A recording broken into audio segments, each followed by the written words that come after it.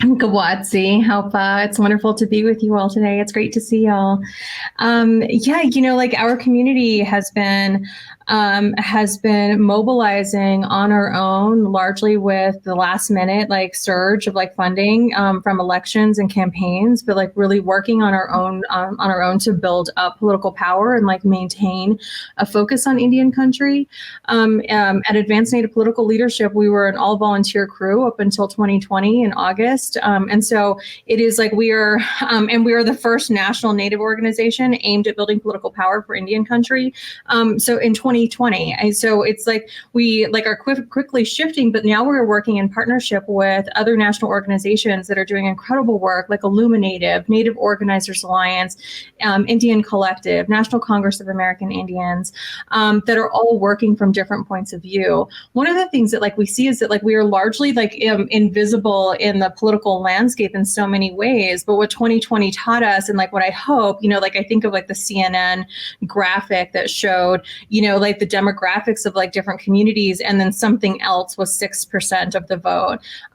Like that circulated in our community as one, like as like humor, because it is like we know that we are a powerful voting bloc and and deserve to be named as that, and also that it shows like how invisible we are still on a national landscape. So for us, it looks like one of the things that we did at Advance this cycle was Marie Claire sent out the magazine, did a publication of like 100 influential women, like with quotes about why they vote. Not one Indigenous person on this list. Wow. So we created our own series. So we reached out to our community and we started doing like our own graphic series talking about like why we vote and why it's important that we get out.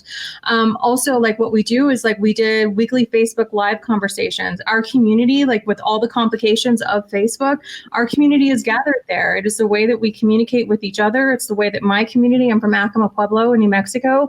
It's the way that our governor communicates with the rest of the community.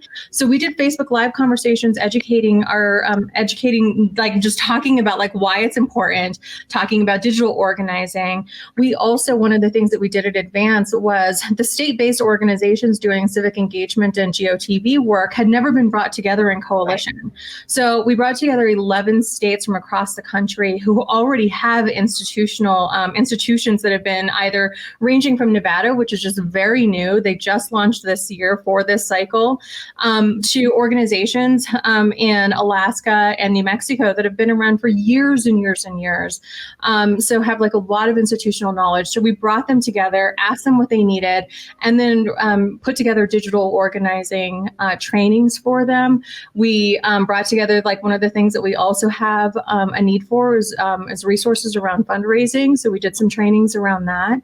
And all of this within a pandemic, right? I think we're all sort of taking for granted, or just sort of like not even discussing anymore, is that all of that good work, all of that organizing, both in person and digital organizing, happened, under this just massive amount of stress and strain that I think hopefully we will never experience in our lifetimes again. It's true. And the pandemic impacted Indian country in ways that, I mean, in some of my communities, or like Pueblo communities in New Mexico, could have nearly gone extinct because of the impact of the pandemic. So this is very real for us. Like this is a matter of life and death. And when we hear stories like in Arizona, where somebody's family had 5 family members were attracted COVID and died, and the way that they choose to mobilize is to educate their voters around issues that impact us, and and our leaders impact our lives.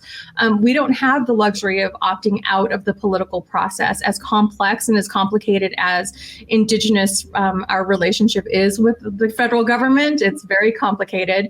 But like we are choosing and demanding that no decisions are being made about our communities without us.